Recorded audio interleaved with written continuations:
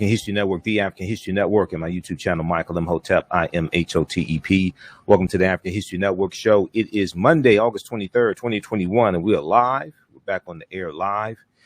I was at the Charles H. Wright Museum of African American History for the 38th Annual African World Festival that took place this past weekend, Friday, August 20th through Sunday, August 22nd.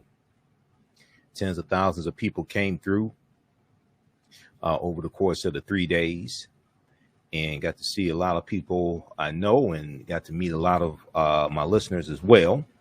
So shout out to everybody who listens to the African History Network show, who came by my booth near the down Brush Street near the park stage. It's good meeting listeners. Some people see me on Roland Martin Unfiltered as well, so they told me that also. All right. Well, we weren't on the air live Friday, this past Friday and Sunday. So I want to catch up on some stories that we did not get a chance to talk about either on Friday or Sunday. Well, I talked about when we were on the air Thursday, we talked about Sha'Carri Richardson running in the Prefontaine Classic. And that race was taking place in Eugene, Oregon on Saturday, August 21st. And the race did take place. That did happen. And she did run in the race, but the race did not end up the way I don't think anybody predicted the race was going to end up like this. Okay. But we'll talk some about that. We'll share post-race interview with you also that she did with NBC News. She says she is not done. You know, I said on this show, you know, I'm rooting for Sha'Carri Richardson. I still am. I'm not going to beat her up or talk negatively about her. And I said I'm rooting for everybody black. We know the Jamaican team showed out. Okay. So, and you know, that's what happened. The Jamaican team showed out. So we'll discuss that as well. We know that Elena Thompson Hera, okay, of Jamaica, we know she finished first. And Shelly Ann Fraser Price, as well as Sharika Jackson, came in second and third. So we'll discuss that race. And I'll let you hear one of the interviews also that Sha'Carri Richardson did. And I think she has a bright future ahead of her. She has more races. She'll be back in the Olympics as well. I think it will help her a lot. I think it will help her a lot if she saves the majority of her talking until after the race is over. I think because I think the videos that she released and things like that, things she said before the race, I think that may have put more pressure on her to try to live up to those expectations while you have people on social media talking about you and trying to discount you, etc. So we'll discuss that. Then last Thursday, which was August 19th, the idiotic lieutenant governor, the governor of Texas is an idiot also, Greg Abbott. But the idiotic lieutenant governor, Dan Patrick of Texas, was on Fox News, of all places, Trump TV, white nationalist TV. And he made some very disparaging remarks regarding African Americans and the surge of coronavirus in Texas. Now, Governor Greg Abbott, we've talked about how idiotic Governor Greg Abbott of Texas has signed an executive order banning mask mandates in Texas, including in schools. So children in schools, they're not even trying to protect white children in schools with mask mandates in Texas. And coronavirus is surging in Texas. Texas and Florida make up about 40% of the new cases of coronavirus, somewhere between maybe 35-40% of the new cases in the country of coronavirus come out of Texas and Florida. So idiotic Lieutenant Governor Dan Patrick was on Fox News with Laura Ingraham, of all people. And he said he blamed African Americans, unvaccinated African Americans, for the surge in coronavirus in Texas. And he blamed Democrats for not doing anything to help African Americans regarding coronavirus in Texas. But your white supremacist governor, Greg Abbott, signed an executive order banning mask mandates in schools. And the governor and lieutenant governor are both Republicans, and the state legislature of Texas is controlled by Republicans. So the question I would ask you is, what are you doing to protect African Americans from coronavirus? He wanted to put the blame on Democratic ran cities like Houston, Texas, where you have Houston, Texas Mayor Sylvester Turner. But you're the governor and lieutenant governor of the entire state of Texas, not just for white Republicans. You're the governor and lieutenant governor of the entire state of Texas. Part of your job is to protect the citizens of Texas, regardless of race, regardless of whether they vote or not, regardless of political affiliation. So I find it interesting. He didn't want to talk about that. And he's also doubled down on these idiotic comments as well. Okay, so we'll discuss that. We'll do a fact check. They talked about this on CNN.com.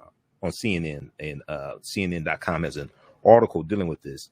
Texas Lieutenant Governor falsely implies black people to blame for COVID surge. I just find this very interesting. So you would think if they want African Americans to vote for Republicans, you would think they would talk about policies to benefit African Americans, like Republican policies. This is what we're offering you. You know, this is how we're going to protect you from coronavirus, things like this. They just want to blame African Americans for the surge. And that's not even accurate. You know, so we'll discuss that. Then last week we gave some updates in the R. Kelly trial. We have now entered week 2 in the R. Kelly trial. So we have some updates on that as well. We didn't get a chance to do that on Friday's show. And we didn't get a chance to do that on Sunday's show because we weren't on live. I was at the 38th annual African World Festival. People were looking for me on Roland Martin Unfiltered on Friday because when I was at the festival, people were saying, "Hey, we didn't see you. You went on Roland Martin Unfiltered Friday." Yeah, I was at the festival. So this Friday, Roland is broadcasting live from Los Angeles. So his producers saying they won't have a panel. So as of now, there won't be a panel on this Friday. So I'll definitely be on the following Friday on Roland Martin Unfiltered. But in the R. Kelly trial, one of the witnesses testified that R. Kelly offered her fame for sex. Fame for sex. She said, "I just wanted to sing." The second accuser to testify against R. Kelly says she was 17 years old when R. Kelly pressured her for sex. Her name is Zale, Z-E-L. She was 17 at the time, an aspiring singer. She was eager to meet R. Kelly, she said, and hoped that he could help jumpstart her professional career. She received his phone number at a music festival and was told she could audition for him. She said, but after she arrived at his hotel, R. Kelly was interested in only sex. Zale, who testified under a pseudonym name, Zale, told jurors as the second week of R. Kelly's criminal trial began in New York, she said that R. Kelly told her that he needed to relieve himself sexually before she began to sing. Okay. I don't mean to laugh. I'm sorry. I've heard all types of excuses, you know, in the past. This is the first time I've heard that. Okay. I mean, this is like, is that like sexual healing or something? I don't know. It's a good show. It's a good reason. It's a good thing that shows on late at night. But I mean, is this like sexual healing or something? It's just crazy. Now, I mean, just keep in mind, I mean, okay, at the time she was 17, she was naive, because this is the same guy that had a song called Bump and Grind. And I mean, you listen to his lyrics. I mean, I remember R. Kelly. See, this originally was R. Kelly and Public Announcement. That was the group.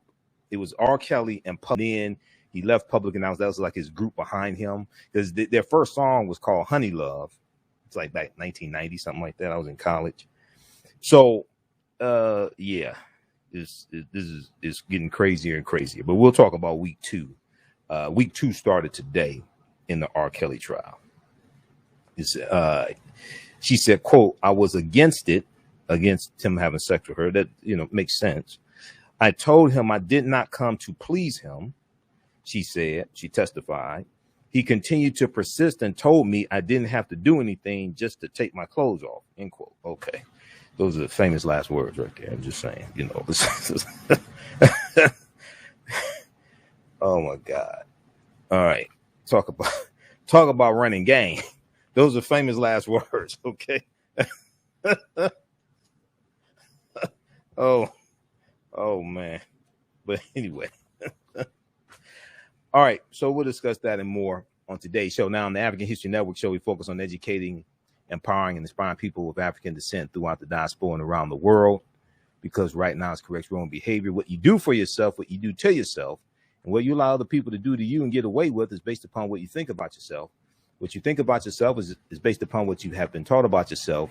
What you've been taught about yourself is based upon everything you've read, heard, and seen. AtlantaBlackStar.com has a good one. We're going to go to clip 1 here in just a second, Shakita.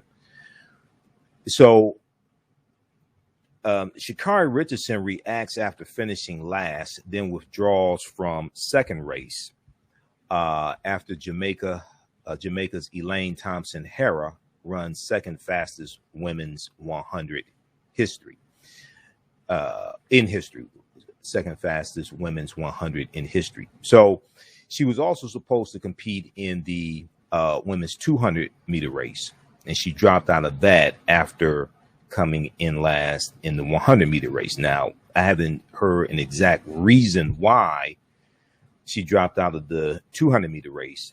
Her pride may have been hurt or something. Maybe her head wasn't in it all the way 100%, which is possible as well.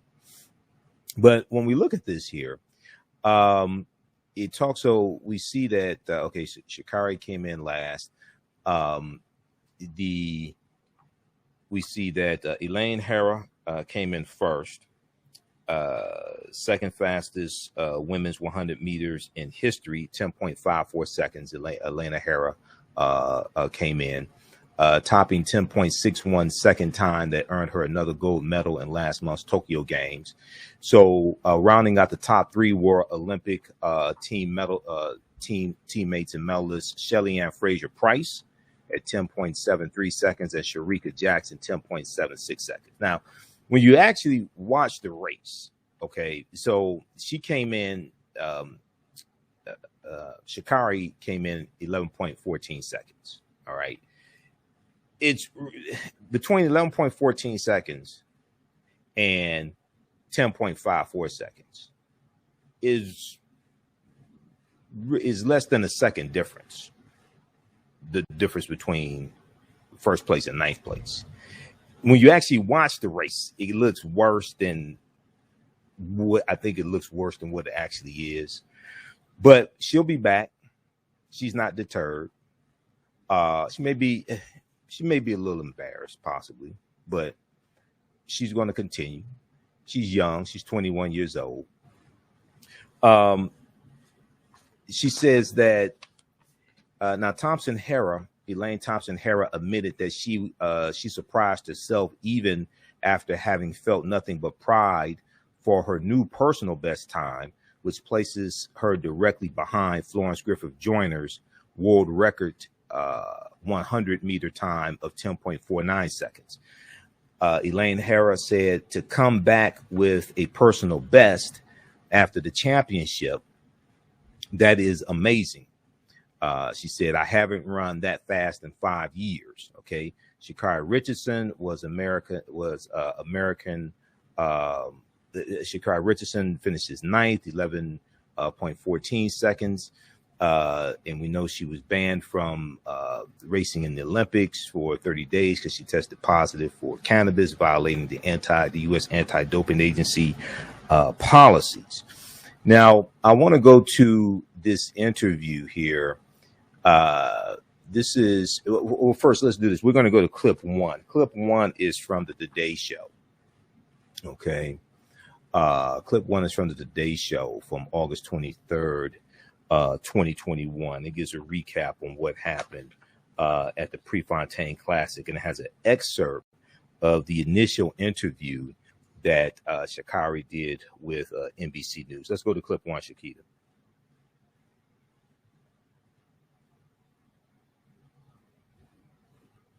Talented women on this track right now, but the world thinking this is Richardson versus the Tokyo podium in the women's 100.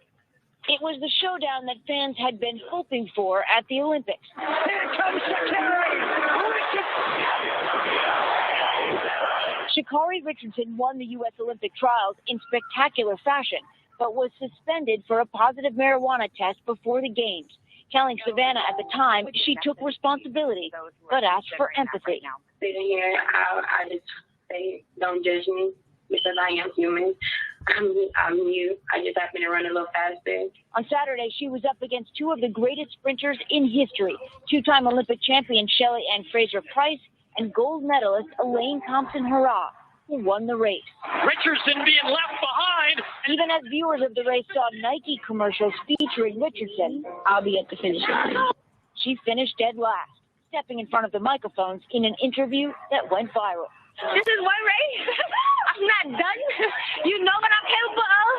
Tell me out if you want to. Talk all the you want, because I'm here to stay. It's been a bumpy road for the star runner, but as she told Tom Yamas right before the race, the experience has made her stronger. It gives me more to show the world that I'm here to stay. At the end of the day, I did make a mistake, but that doesn't take away from my talent. Even after the disappointment this weekend, looking to the future. Congratulations to the winners. Congratulations to the people that won, but they're not done seeing me yet. Period. All right, Steph. So Sha'Carri clearly is not backing down. Do we know what's next for her? Yeah, I mean, she has got the Worlds in 2022, the Worlds in 2023, and then you have Paris in 2024, a truncated schedule because normally it's 4 years. Now it's going to be 3. All eyes will be on her again the next time she hits that track. Yeah, and she may come in last. Remember, the margins in these races are super, super small, and don't count her out. We'll see what happens. Jamaica looked pretty strong, though. Once again. All right, Steph, thanks so much. Steph. Okay, so the margins in those races are super small. You're dealing with a 1/10 of a second difference, 100th of a second. Because once again, now there was the relay race during the Olympics, and the thing Mo was like the last leg of the relay race. The thing Mo is from the U.S., but her family's from Sudan, and a thing Mo blew away the rest of the runners in the last leg of the relay race. It was the women's relay race, and you could probably put 2 or 3 like trailer 18-wheeler tractor trailers between her and the nearest competitor. That's how much she blew them away. Okay, once again, here the difference between first place and last place was about a second. The video looked worse than I think it actually was, but she'll be back. Now there was another interview. We're going to go to clip 2, Shakita. There was another interview that she did after the first one. The first one was initial one with NBC,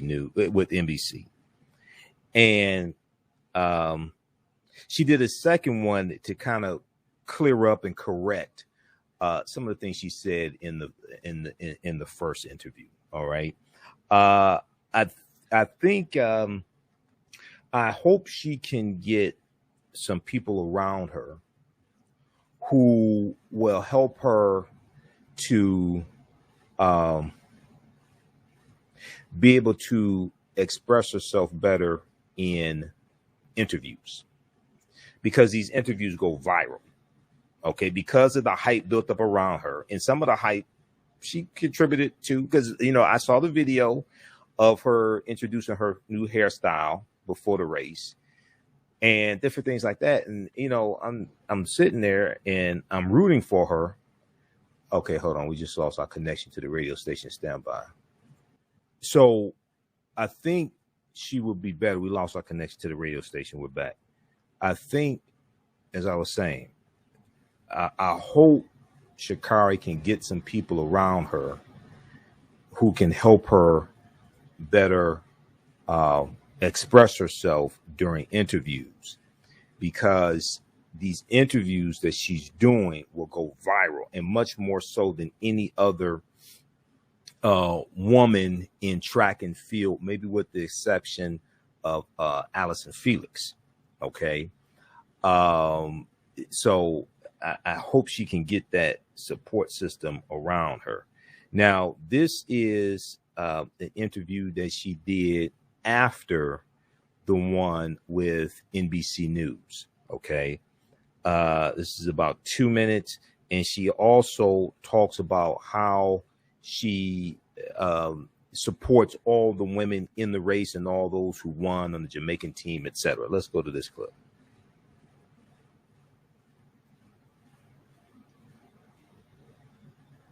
No excuses, not at all. It's time to get back in the lab and do what it is that I need to do. Congratulations to the women that won. I love women, no matter what the flag is, no matter what brand you wear. I love successful women, and I hope that they continue to be just as successful as they're doing, and continue to thrive in their career. But I'm definitely going to thrive, and I'm definitely going to continue to show the world why I'm that. You used to saying no excuses. You used that over the last month. Where do you get that from? Your ability to say, you know, maybe I had this setback, but I can move forward. It's just a part of my mindset. And I can actually that by my support system around me. They don't let me speak. They understand, because they see the talent. So they don't just see today. They see the big picture. They see the overall potential and what I can do and bring to this game. So they never let me sit. And with that, it's in my head. It's been drilled into me, training from high school all the way up until now. The greatness in me is not on anybody's pace. It's not on social media's pace. It's not on my pace. It's not on the haters' pace. It's on God's pace. Okay? And he gonna make sure I do what it is I need to do when it's time to do it. And right now it wasn't time to do it. And that's okay. But when it is time to do it, y'all gonna know. And what will you say then? Nothing. What's the last one or two just kind of taught you about your confidence, your self-belief, and like how important that is to have that reaffirmed to yourself every day in spite of setbacks? Oh, just having that confidence. You have to believe in yourself before you expect anybody else to believe in you. So you have to have that confidence within you and sturdy. Meaning, because the world can be a foul place. So if you don't have it within yourself, you step out into the world knowing that the world isn't all peaches and cream, then the world is going to get you. So with that, I continue to stay strong to the cause. My support system, my family, everybody, they keep that in me as well. So honestly, the confidence comes from being grounded, for having that support system. And as long as I got still, the haters can talk, people can talk. But at the end of the day, we're still here. You're still going to watch. You're still waiting. So I feel good. All right. So that was in a press conference after the initial one she did with NBC. And in this one, I'm going to go back to the article from AtlantaBlackStar.com, and then also we'll show you the one quickly here from NBC News. Then we're going to go to Lieutenant Governor Dan Patrick's idiotic comments about unvaccinated African Americans.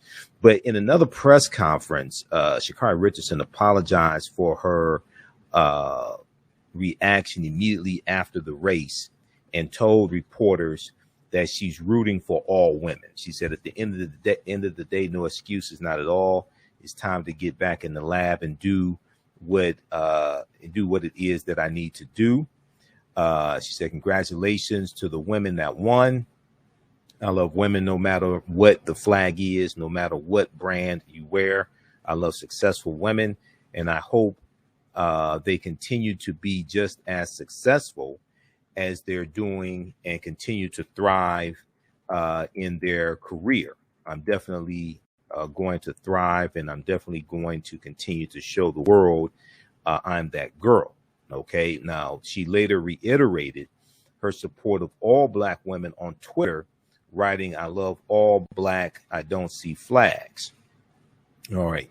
So check out this piece here from AtlantaBlackStar.com. Have a good article here. Sha'Carri Richardson reacts after finishing last, then withdraws from second race after Jamaica's Elaine Thompson-Herah runs second fastest women's 100 history. That's from AtlantaBlackStar.com, August 22nd, 2021. The Griot also has a good article on this as well, and NBC News.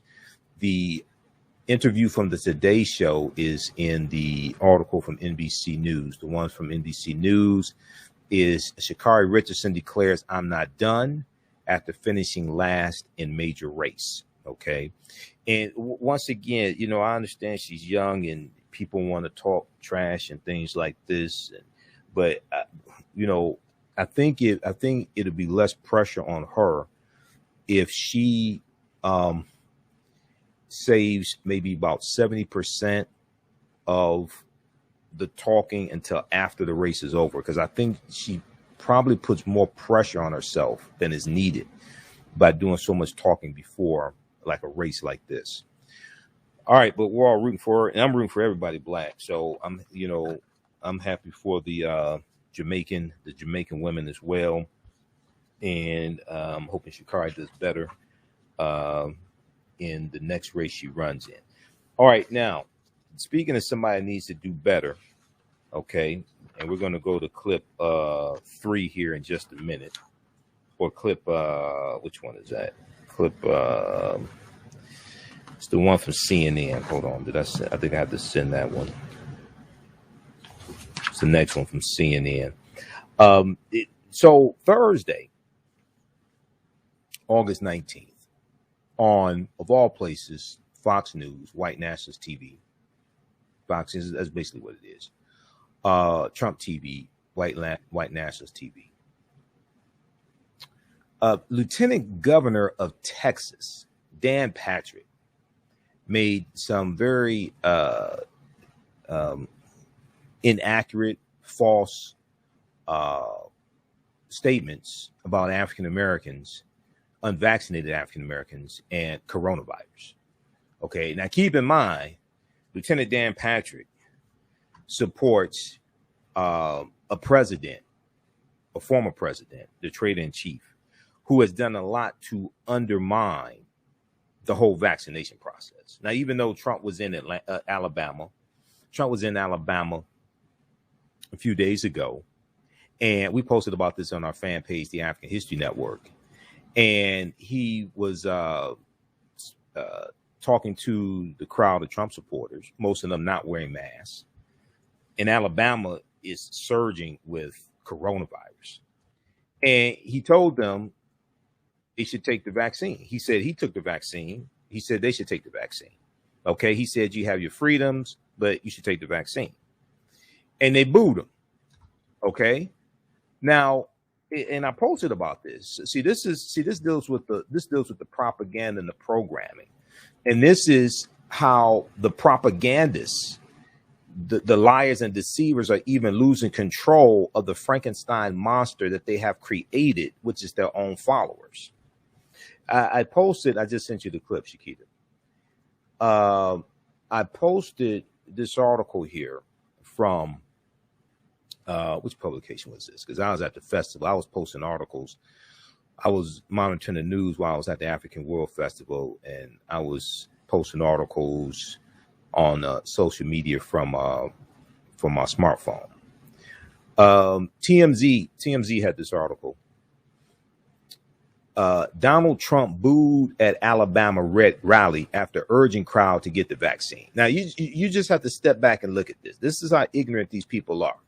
Okay, now he's telling them to take the vaccine to save their lives. Okay, now personally with me, I don't have a problem if they don't take the vaccine, just be perfectly honest with you. But he's telling them this to save their lives. These are his supporters.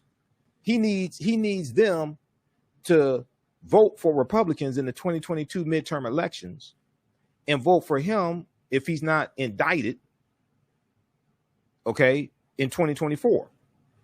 He's trying to save their lives. They're so stupid. And he's telling them that he took the vaccine. They're so stupid that they don't even want to listen to him. This is what happens when the mad scientist loses control over the monster that they have created. Donald Trump booed at Alabama rally after urging crowd to get the vaccine. Okay? What he should have told him is President Obama is telling you don't get the vaccine. See, then they would have ran to go get it. If Donald Trump had said, "Did you hear the President Obama?" This is what he should have said. Oh, see, this is a test. We could do like a test in white supremacy. What Trump should have told them is that President Obama said, "Don't get the vaccine." Okay, President Obama told Trump supporters in Alabama, "Don't get the vaccine." They would have left immediately to stand in line and go get it if he had said that. Okay, see, that's a test in white supremacy right there. All right, but if we look at this, he said Donald Trump can say just about anything to his base, and they would cheer anything with one big exception, urging folks to get the vaccine. Trump was booed during a rally in Coleman, Alabama on Saturday, August 21st, after urging the crowd to get the COVID shot. I believe totally in your freedoms. I do. You got to do what you got to do, but I recommend taking the vaccines. I did it. It's good. Okay. Now he's telling them, "Hey, I took the vaccine." Okay. That's after he got COVID, and he got the drug, the monoclonal drug that saved his life. All right. And he got vaccinated after he got COVID. All right. He's trying to save their lives, and they're so stupid that many of them booed him. Okay. So now, once again, I don't have a problem with them not taking the vaccine. We just need to stay away from dumbasses like this. He went on to say, "That's okay. That's all right." Trump said, pressing on. He said, "But I happen to take the vaccine. If it doesn't work, you'll be the first to know, but it's working. You do have your freedoms. You have to maintain that." Okay. So then you have, now that was Saturday, August 21st. Thursday, August 19th, on Fox News, you had Lieutenant Governor Dan Patrick of Texas blaming unvaccinated African Americans for the surge in coronavirus in Texas. Let's go to this clip, Shakita. All right, while we get that queued up. So if we look at this here, Texas Lieutenant Governor falsely implies black people to blame for COVID surge. Texas Lieutenant Governor falsely implies black people to blame for COVID surge. CNN's Laura Coates, and I've had Laura here on the show. Actually, when I was on Blog Talk Radio, I had Laura. I met Laura. I've had her when I used to guest host for Roland Martin on Roland's nationally syndicated radio show. I met Laura Coates. So Laura Coates was sitting in for Don Lemon, and she discussed Texas Lieutenant Governor Dan Patrick, who in a recent interview on Fox News claimed that African Americans were to blame for the ever increasing wave of coronavirus cases in Texas. Let's go to this clip. Are spiking in many states, including Texas, and that state's Republican Lieutenant Governor Dan Patrick is falsely implying that it's black people's fault. The COVID is spreading, particularly most of the numbers are with the unvaccinated, and the Democrats like to blame Republicans on that. Well, the biggest group in most states are African Americans who have not been vaccinated. The last time I checked, over 90% of them vote for Democrats in their major cities and major counties. Let's set the record straight. I want to bring in Dr. Cedric Dark, assistant professor of emergency medicine at Baylor College of Medicine in Houston. Dr. Dark, welcome to the show. I'm glad to have you here because let me read this from our CNN fact check, okay? It says, facts first. Just on raw numbers, Black people, at about 13% of the total population, are not the biggest group of unvaccinated people either in Texas or across the U.S. An analysis by the Kaiser Family Foundation found that white adults account for the largest share of unvaccinated adults. So, Lieutenant Governor is wrong, but what's your reaction? Well, first reaction is don't blame Black people for your failure to implement mitigation mechanisms like masking and, vaccinating in the people who you employ. As you said, there are 3.7 million unvaccinated white people in Texas, which is vastly more than Black people in Texas that are unvaccinated, 5.6 million versus 1.9 million. Now, last time I checked, I'm a minority still in the population, and, there may be some half-truths that we're told in terms of percentages of people vaccinated when you divide that by race. 40% of white people in Texas are vaccinated, only 29% of Black people in Texas. But as you said, this is a numbers game. The more people you have, the more people that are unvaccinated, the more likely we are to spread this virus. Okay. So that was from CNN. So if we look at this article here, fact check, Texas Lieutenant Governor falsely implies Black people to blame for COVID surge. We look at this fact check. Very quickly here, they talk about, if we look at this here, just looking at raw numbers, African Americans are about 13% of the total population and not the biggest group of unvaccinated people either in Texas or across the United States. An analysis by the Kaiser Family Foundation found that white adults account for the largest share of unvaccinated adults. Even if we dive into the rates, the implication from Lieutenant Governor Dan Patrick that African Americans are especially to blame for spreading the virus is not accurate.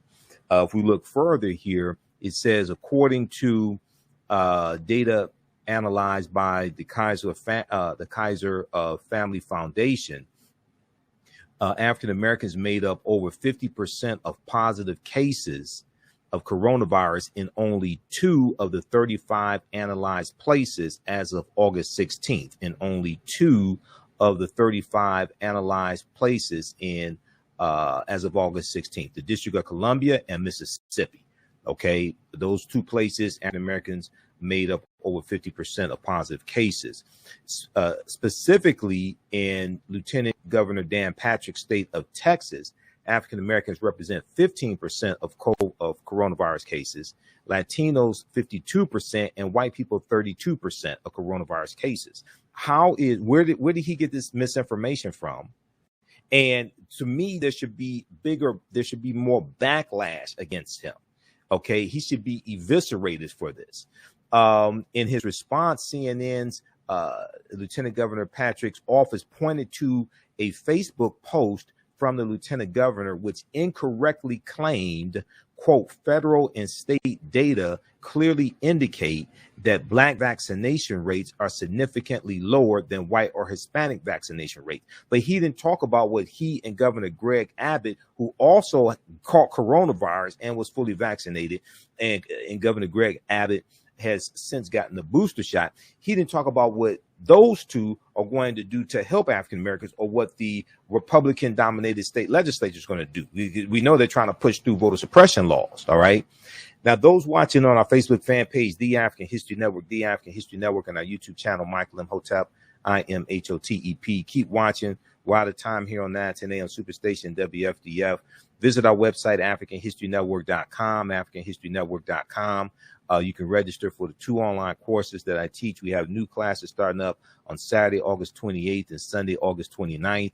From the Civil War to the Civil Rights Movement and Black Power, 1865 to 1968, in ancient Kemet, the Moors, and the Ma'afa, understanding the transatlantic slave trade, what they didn't teach you in school. Remember, right now is correct, wrong behavior is not over till we win. Wakanda forever. We'll talk to you tomorrow. Peace. All right, everybody stand by. Okay, be sure to visit our website, AfricanHistoryNetwork.com, AfricanHistoryNetwork.com. Right on the homepage, we have the information for the 2 online courses I teach. They're 10-week online courses from the Civil War to the Civil Rights Movement and Black Power, 1865 to 1968, and ancient Kemet, the Moors, and the Ma'afa, understanding the transatlantic slave trade, what they didn't teach you in school. As soon as you register, the classes are $80 each. As soon as you register, you start watching the content. You watch the class we did this last week and the week before that. Okay, these are 10-week online courses. We do the classes live. All the sessions are recorded. You can go back and watch them over and over again. Okay, let's continue here. Also, you can support the African History Network, $ the AHN Show through Cash App, $ the AHN Show through Cash App, and through our Facebook fan page, The African History Network, The African History Network. Through our website, AfricanHistoryNetwork.com. Click on the yellow donate button. This is our official Cash App account, $ the AHN Show, SHOW, through Cash App. Okay. All right. And this helps us keep broadcasting and stay on the air 6 days a week, pay some of the bills, etc. Okay, let's continue. I want to go back to this story here dealing with Lieutenant Governor Dan Patrick. So I think there should be more backlash.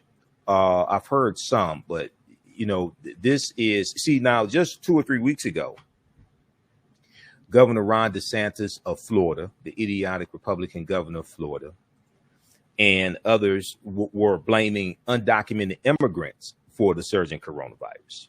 Okay. They were doing that just 2 or 3 weeks ago. Now you got Lieutenant Governor Dan Patrick, who is lying and blaming the increase in coronavirus in Texas on unvaccinated African Americans, which is blatantly false. Okay. And the question, and then they don't want to have a mask mandate in schools to slow the spread of coronavirus, because it's going to explode in Texas. Okay. And it's already doing that in the schools. Okay. Now let's look at this. Let's go back to this article. Okay. So in his response to CNN, Patrick's office pointed to a Facebook post from the lieutenant governor, which incorrectly claimed federal and state data clearly indicate that Black vaccination rates are significantly lower than white or Hispanic rates. Now, on this point, Lieutenant Governor Dan Patrick is wrong as well, since data suggests that the difference across racial groups is not that clear. According to analysis of self-reported data from the Kaiser Family Foundation, 65% of Black adults said they had received at least one dose of the vaccine. 65% of African American adults said they had received at least one dose of the vaccine, compared to 70% of white adults and 61% of Latino adults. Now, a different Kaiser Family Foundation analysis says that in 40 states, 50% of white people are vaccinated and 40% of African Americans are vaccinated. Okay, that's in 40 states. Now, let's see here. The number of new daily COVID cases continues to rise in the state of Texas, up 24% over the past 2 weeks. The number of patients hospitalized with the virus continues to climb as well. Hospital capacity concerns worsening. Fatalities are increasing faster, the state's Department of Health Services said on Wednesday. Okay, now this article here is from Friday, August 20th. Friday, August 20th. Check this out. Fact check: Texas Lieutenant Governor falsely implies black people to blame for COVID surge. Now there was a also a piece from theroot.com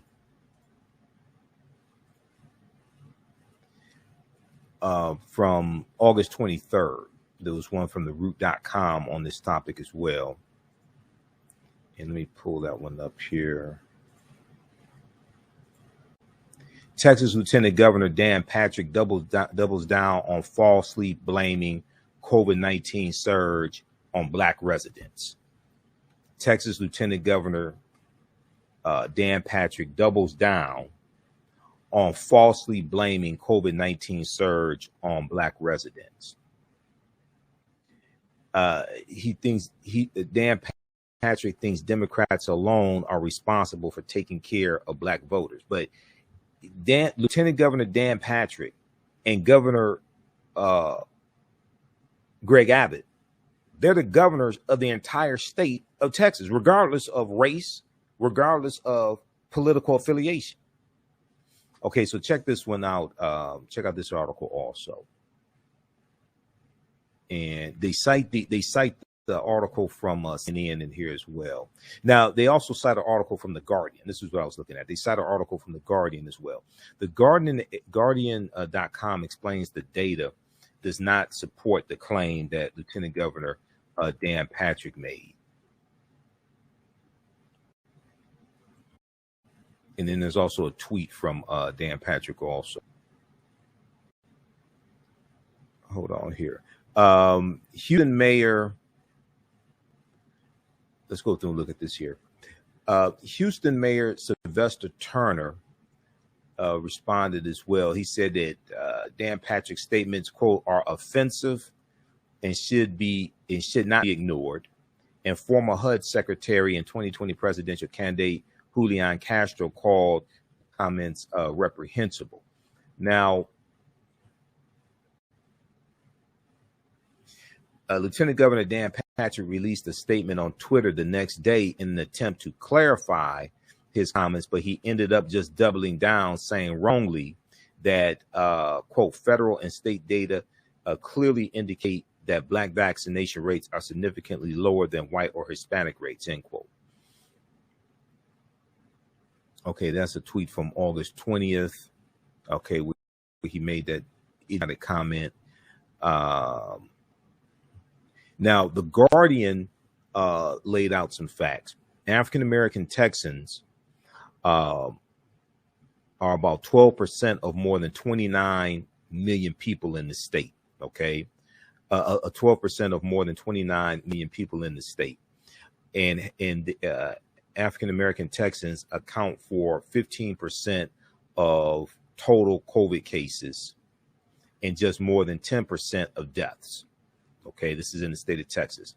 About 8% of the eligible population in Texas that has been vaccinated is African American. About 8% of the eligible population in Texas that has been vaccinated is African American, according to state data, compared to 35% of the white population. But white people make up the largest racial group in Texas at about 40%. Overall, 44% of Texans are fully vaccinated, less than the national rate of 50%. Okay, so you can read the rest of this here. Now, the Texas Tribune also notes that vaccine hesitancy is higher among Republicans than with African-American residents. The Texas Tribune notes that vaccine hesitancy is higher among Republicans than with African-American residents. In a recent poll conducted by the newspaper, 38% of Republicans said they would not get the vaccine versus 18% of African Americans. Okay, 38% of Republicans, who are overwhelmingly white, said that they would not get the vaccine versus 18% of African Americans. Now, Lieutenant Dan Patrick, I don't think wants to address that issue. CNN also detailed all the falsehoods in Patrick's statement. We went through that article, that fact check from CNN. So check this out as well. I think he should be eviscerated for this, because this also plays into his white supremacist mentality, and as well as Governor Greg Abbott. This plays into the white supremacist mentality. Now, what they didn't talk about is a plan to help African Americans, who they say are the reasons why you have a surging rate of coronavirus in Texas. They didn't talk about what they were going to do to help the issue. Notice that. Okay, let's go to this next story here. This deals with an update on the R. Kelly trial. We're in week 2 of the R. Kelly trial. And let me pull this up here. Here's the link to the article from The Root. How's everybody doing? We've got Fly Girl. We've got Nicholas, Shanae, Janet, Moni. Everybody share this broadcast on social media platforms. Okay, so the R. Kelly trial gets, we have more people, more witnesses testifying. It gets more mysterious. Interesting is not the word. Is sick. Well, more sick would be it, but it's just something. Let me just put it like that. It's just it's crazy. I want to do a quick recap here from week 1, because there's some things we did not get a chance to talk about in week 1 of the trial. Let me go to let me pull this up here. This is from the New York Times. This is key moments from week 1 in the R. Kelly trial. And then we're going to do a recap of we'll talk some about week 2.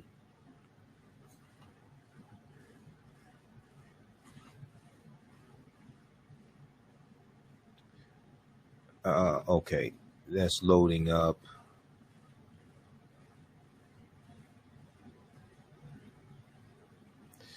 Let me do this. I want to go to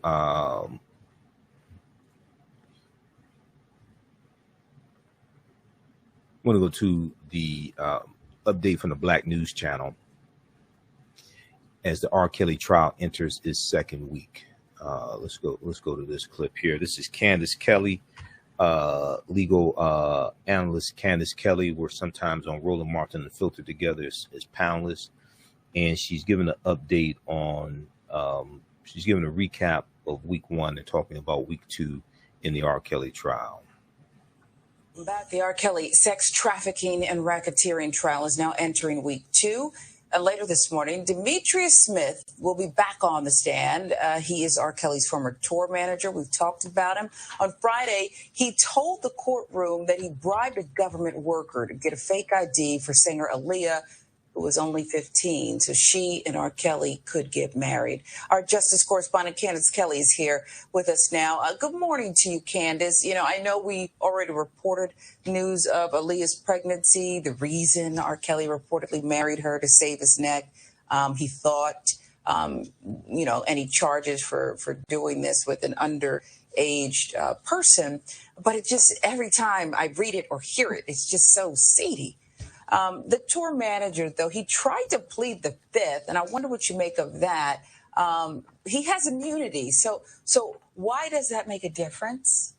Well, I I think that he pled the fifth to show R. Kelly in court that he really didn't want to talk about it. In fact, during court session and while he was on the stand, he said, I feel uneasy about this. I don't want to be here. He just really was hesitant, and he continued to show his loyalty to R. Kelly because even though he had immunity, he tried to take the fifth. Now, the two can't coexist. If you have immunity, that means you're allowed to speak about anything that you want and you won't get in trouble. So why he pled the fifth was just to show his loyalty to R. Kelly, I think, overall, because he was just hesitant, didn't want to be here.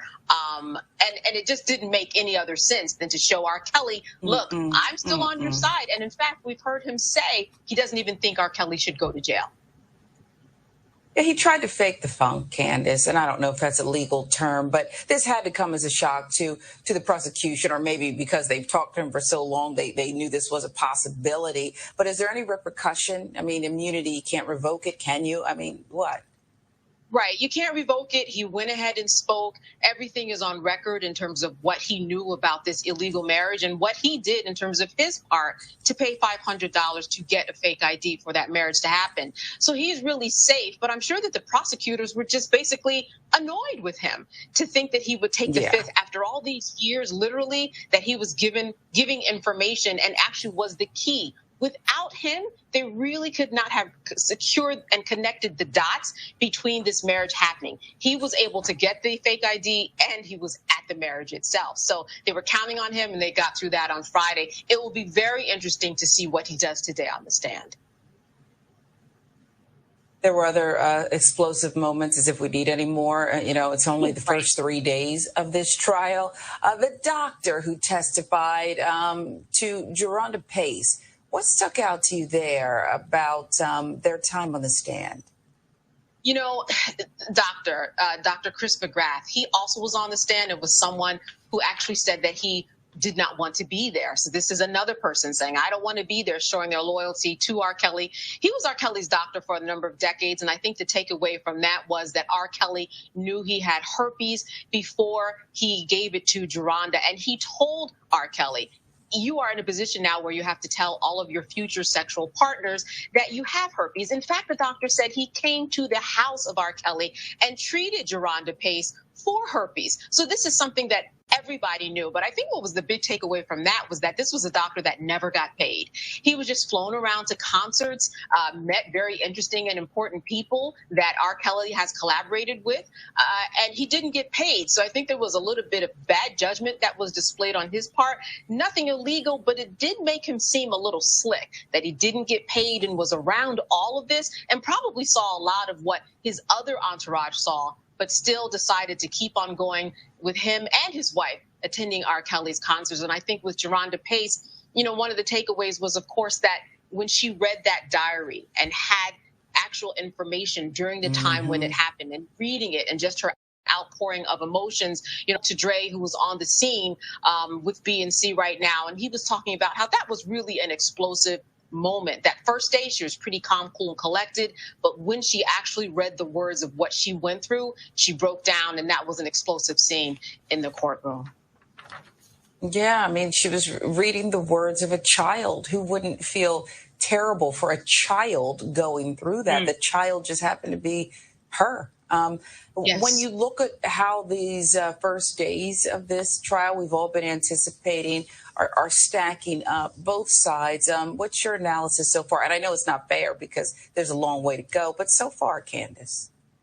When we look at what the prosecution and the defense team presented in their opening arguments, this gives us the roadmap as to where they're going. The prosecution really started off with such a strong start. I mean, everything that they said, apparently they have receipts for. Often, if you say that you are going to show something in court, you are matching what is on that indictment. And we saw that with Joronda. We saw that within the first couple of days that this marriage did, in fact, happen to Aaliyah. You and I have talked about it before. We've heard it out there in the world over the years, but to hear it in federal court as evidence is something that is totally different. And I think with the defense, I mentioned Dre before. I was speaking to him, who's going to be at the courthouse live in the court today in Brooklyn. And he said that one of the takeaways he said that we can't really get by not being there was that when the defense team gave their opening argument, that it was actually laughable. And by reading some of the accounts, it seemed like they didn't have a strong case. But he said literally the reporters were laughing because it just seemed so far-reaching, didn't make sense. He said that sometimes they said, we will prove that R. Kelly is guilty. Oops, not guilty. So a lot of mistakes made there. And I just think that right now the prosecution has a lot going on their side in terms of what they can present. Now they just have to make their case and convince those 12 on the jury to believe them and to convict R. Kelly. Yeah. A lot. Got to be prepared. You got to be prepared. You do. That's not really what you want to hear if you're trying to save a man's life, but we'll see if justice will be served. Ultimately, that's what people are looking for. Justice correspondent Candace Kelly, thank you. We're going to check back in with you a little later this morning before court resumes. Okay, so that was from August 23rd, 2021. The Black News Channel legal analyst Candace Kelly was speaking with Start Your Day co-host Sharon Reed. All right, so if we look at, I showed the updates from the New York Times while we had that clip playing. If we go back to this quickly here and look at key moments from week one, R. Kelly trial, key moments from week one. The first days of R. Kelly's federal trial in Brooklyn included harrowing testimony from an accuser and details of his brief marriage to Aaliyah. And for those that don't know, that's Aaliyah's picture that you see to my left, that you see in almost every show. All right. Now, if we scroll down here, okay, we talked about Geronda Pace, her testimony last week. R. Kelly used a bribe to marry Aaliyah when she was 15. So they just talked about, you heard Candace Kelly talk about Demetrius Smith, R. Kelly's former tour manager, who pleaded the fifth on the witness stand. The first time Demetrius Smith, R. Kelly's former tour manager, heard Aaliyah sing in fall 1992, he said it was something special. He testified on last Friday, which was August 20th. He testified, he said R. Kelly played the piano and she sang. The music was angelic. Now, Demetrius Smith, who worked for R. Kelly as R. Kelly rose to fame, said that after that day of making music together in her parents' Detroit home, the singers began working together closely. Now, also, it's important to note that R. Kelly claims that when they got married, Aaliyah was 18 years old. Okay. Allegedly, documents were forged, and this is something that prosecutors are going to prove in this case. We know that R. Kelly knew that she was underage. The reason why we know is because after the documentary Surviving R. Kelly came out, and R. Kelly's chief attorney at the time, Steve Greenberg. Steve Greenberg was interviewed by Lindsay Davis on ABC News. Steve Greenberg alleged that Aaliyah lied about her age to R. Kelly when they got married and said she was 18. A day or two after that interview took place, old video surfaced of R. Kelly working with Aaliyah in the studio on her debut album, because R. Kelly produced her debut album. R. Kelly is on video saying, he's recorded saying that Aaliyah is 14 years old. They were 15 when she got married. He allegedly paid to have documents forged saying that she was 18 when they got married. But he's on video saying she was 14. So he knew her age. That video, the Root.com had an article dealing with this, and the video was in the article from the Root. It came out after the interview that Steve Greenberg did with Lindsay Davis on ABC News, and and R. Kelly's attorney alleged that Aaliyah lied about her age. No, it's the other way around. Somebody was lying, but it wasn't her. It was the other way around. It wasn't her at first. It was the other way around. R. Kelly allegedly had documents forged saying she was 18, so he could get married to her. All right, let's go back to this here. So Aaliyah was just 12 at the time, prosecuted. So let me back up. So Demetria Smith, who worked for R. Kelly as the singer rose to fame, said that after that day of making music together in her parents' Detroit home, the singers began working together closely. Aaliyah was just 12 years old at the time, prosecutors said. R. Kelly, who was in his 20s, soon began having sex with her anyway. Now, Demetria Smith, former tour manager, testified that he soon became concerned about the tone of R. Kelly's public encounters with the girl, which he said were over playful. Okay, he's referring to Aaliyah. Quote, "Robert, you ain't messing with Aaliyah," end quote, he recalled asking R. Kelly one day. He got his answer while on tour in 1994 when R. Kelly approached him shortly before he went on stage. Quote, "Aaliyah is in trouble, man." Demetria Smith testified that R. Kelly told him, and they arranged a flight. Later on the plane, he said R. Kelly explained the problem. Quote, "She thinks she's pregnant," end quote. Now, Demetria Smith testified that R. Kelly and another member of his staff hatched a plan for the two singers to get married so that R. Kelly could avoid potential prosecution for having sex with a minor. Demetria Smith said he objected to the plan, but he eventually helped enable it. By securing a fake ID for Aaliyah that showed she was 18 and could marry legally. After getting a marriage license, R. Kelly and the group made their way to a hotel and called a minister. Now, the marriage was annulled the next year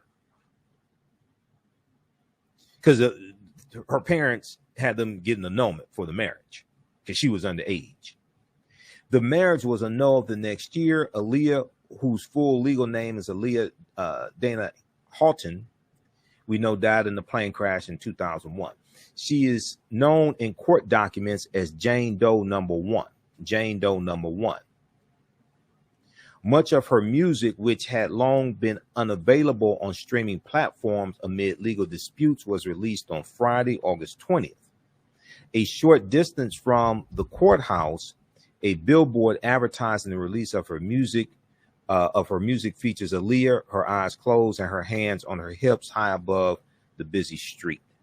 Now, also in week 1, a former assistant says working for R. Kelly was almost like the Twilight Zone. This was Anthony Navarro that testified. He started working as a runner for R. Kelly in 2007, and he was given a list of rules.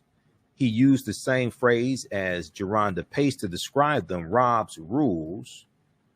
Among the most prominent, I wasn't supposed to be talking to any of the girls, the guests who were coming into the house.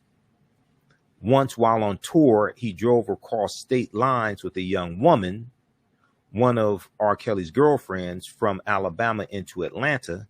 He did not speak to her at all. Breaking the rules led to a cut in pay. Anthony Navarro said, adding that he had once been fined for something so trivial he could not remember what it was. He said, quote, it was almost like the Twilight Zone, he recalled, of the more than 2 years he spent from R. Kelly's home. You went into the gate and it was like a different world, just a strange place. Then R. Kelly's doctor testified about diagnosing R. Kelly for herpes, as we heard Candace Kelly discuss. Dr. Chris McGrath, R. Kelly's doctor for about 25 years, testified on Thursday, August 19th, that he told R. Kelly sometime between 2000 and 2007 that the singer had genital herpes, supporting the claims of several of R. Kelly's accusers who say the singer knowingly transmitted the disease to them. In testimony that verged on the bizarre at times, Dr. Chris McGrath said R. Kelly's herpes diagnosis was clear and he needed prescriptions called into a pharmacy often. He needed prescriptions called into a pharmacy often.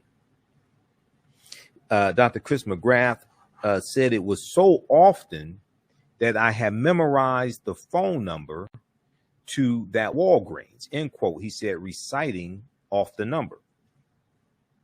Now, Dr. Chris McGrath said he became friends with R. Kelly and never charged the singer for his services, instead enjoying perks like cross-country trips to concerts.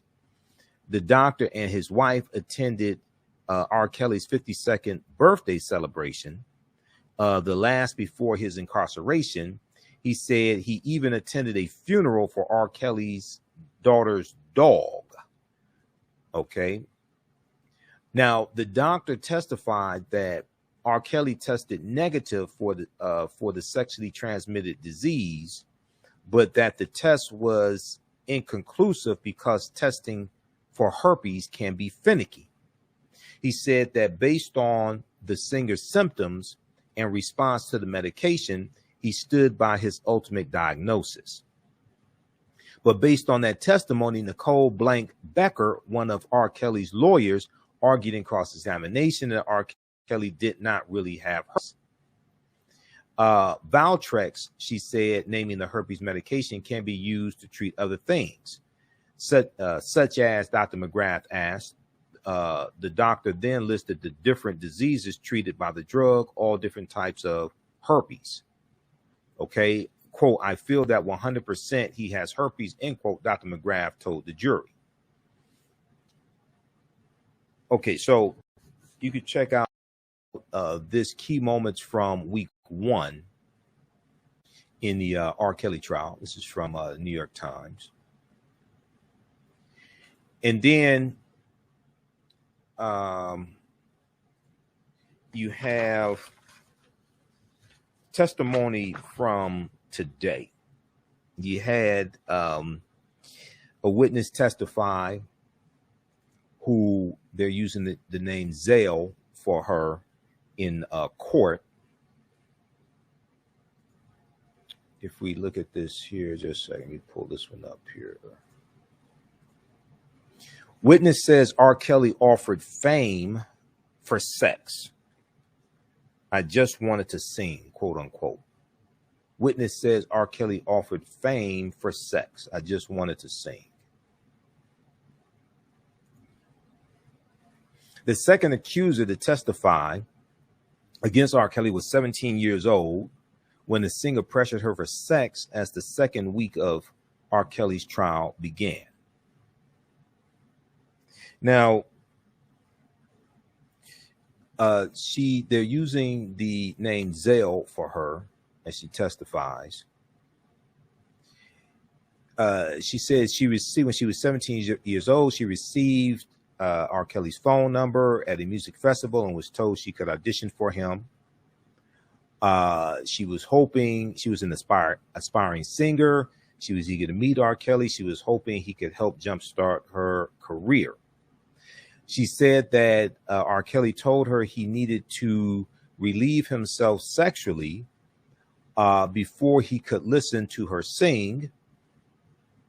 Okay. She went to his hotel room. She said when she got to the hotel room, she was going to audition to sing, but he only wanted to have sex with her. She testified. She said that he said he needed to relieve himself sexually before he could listen to her sing. I guess that has something to do with like his hearing or something. His hearing was blocked or something, I guess. She said, I was against it. I told him I did not come to please him, she said. He continued to persist and told me I didn't have to do anything just to take off my clothes. Now, as R. Kelly's pressure continued, Zell, who told him that she was 18, said that she acquiesced and allowed the entertainer to perform a sex act on her. He told her that if she agreed, he would allow her to audition and would, quote, take care of me for life, she testified.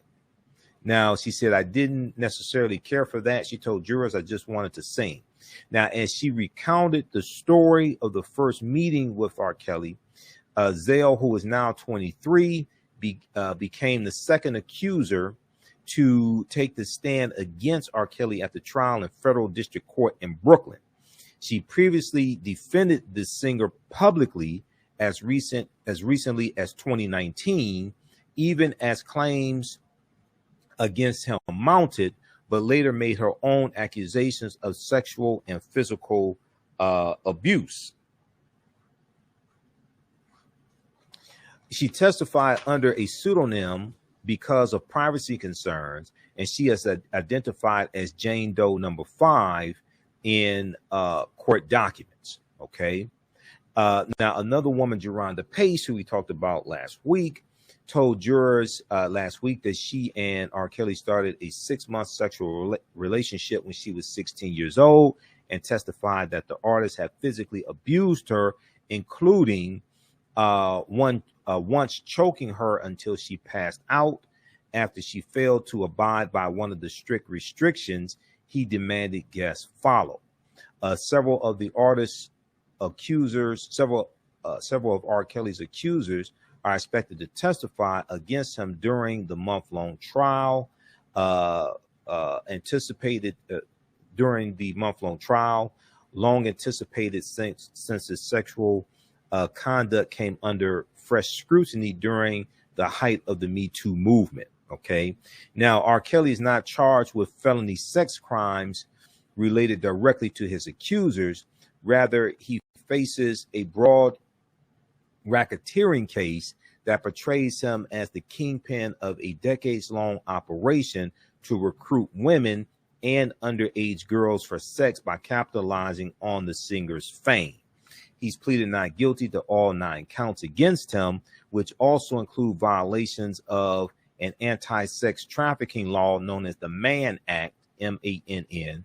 If convicted, he could spend life in prison. Okay, so check out this other article. We'll give another update on tomorrow's show. Witness says R. Kelly offered fame for sex. I just wanted to sing. This is from August 23rd, 2021, from the New York Times. All right. Be sure to visit our website, AfricanHistoryNetwork.com, AfricanHistoryNetwork.com. You can register for the online courses that I teach there. I teach 2 10-week online courses. And the new class is from the Civil War to the Civil Rights Movement and Black Power, 1865 to 1968. From the Civil War to the Civil Rights Movement and Black Power, 1865 to 1968. It's right on the homepage of our website. Each class we go through and analyze a 10-year period of history. And we deal with history in the last year, the Civil War, and the 13th Amendment and slavery ending, all of that. And we go through 1865 to 1877, the Compromise of 1877, and the end of Reconstruction. And we go through the Jim Crow era, World War I, World War II, Civil Rights Movement, all that, through the Black Power movement, through 1968, to understand what happened after slavery ended. How do we get to where we are today, so we can understand where do we need to go from here. And we look at the laws and policies that were put in place that have put us in the predicament we're in today, and how we were locked out of massive land giveaways after slavery ended also. Okay, so we have that class, and then we have from the Civil War, we have ancient Kemet, the Moors, and the Ma'afa, understanding the transatlantic slave trade, what they didn't teach you in school. Ancient Kemet, the Moors, and the Ma'afa, understanding the transatlantic slave trade, what they didn't teach you in school. That's another 10-week online course that's right underneath this one here. Both of them are $80 each. We do the classes live. All the sessions are recorded, so you can go back and watch them anytime. You can still watch the class even after the 10-week course is over with. You can watch them around the world. This one here, we deal with thousands of years of history and what led up to the transatlantic slave trade taking place. We do this one Sundays, 2 p.m. to 4 p.m. Eastern Standard Time. Okay, so visit our website, AfricanHistoryNetwork.com. You can register for those. Click on register here, and then on the next page, just the next page is click on enroll. And as soon as you register, you can start watching the class we did, the most recent class we did, and the previous ones we also have archived also. And there's bonus content there that you can watch as well. All right. And all my DVD lectures and digital downloads are at our website, AfricanHistoryNetwork.com also. Okay, look, we have to get out of here. Remember, at the African History Network, we focus on educating, empowering, and inspiring people of African descent throughout the diaspora and around the world. Be sure to, those watching on our Facebook fan page, The African History Network, and my YouTube channel, Michael Imhotep, IMHOTEP. Be sure to follow us there and turn on live notifications on YouTube. Click on the bell, so you'll be notified when we go live, okay? Remember, right now is correct. Wrong behavior is not over till we win Wakanda forever. And we'll talk to you tomorrow. Peace. Thanks for tuning in. Black on Purpose Television Network. Yes, Black on Purpose Television Network. All black, all positive, all the time. The largest black-owned streaming television network in the world. Bringing our people together worldwide. Controlling our messages, our stories, our way. Black TV the way it should be. Black music, Black history, and more. 30+ channels, thousands of shows. Black on Purpose Television Network. Subscribe now. We all know the cannabis industry is headed toward an uprise in the past decade. What happens when there is a brand that brings this uprise in a blow? The cannabis industry welcomes her uprise. Hustle her hemp. Delivering excellence with pride is her watchword, and how you choose to embrace it makes it a priority. From cultivating rich cannabis into exquisite and tastefully finished CBD products to delivery, Hustle Her Hemp leaves no stone unturned. Hustle Her Hemp's mission is to empower women of color by building business and creating legacies, uniting beauty, health, and business. We are a pure definition of how we want the CBD industry to become in the future. While we are redefining innovation, we bring the same energy to improving the quality of life. Hustle Her Hemp is the new uprise.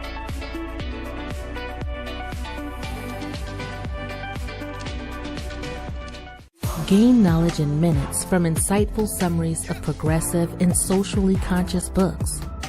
Blacklisted gives you access to curated content that'll satisfy your curiosity to learn and understand different perspectives. Empower yourself through inspirational and actionable ideas. It's easy to read or listen to on the go. Blacklisted. Empower yourself. Start your free trial today. Hi, I'm Joel Wilson, President and CEO of JCW Computer Consulting, LLC, a technology implementation firm with over 20 years of satisfying customers. We offer a full spectrum of industry top-tier branded services. We are an authorized partner or reseller for Lenovo, Zoom, T-Mobile, Microsoft 365 and Surface tablets, Google Workspace, Acer, Asus, Samsung, PCmatic security software, and many more.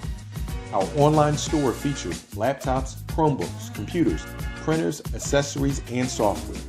Businesses, take advantage of our free 1-hour Zoom tech consultation and know we offer top nationwide high-speed internet service providers, voice over IP, and cellular phone services. Home users, don't miss our current in-stock Chromebook inventory.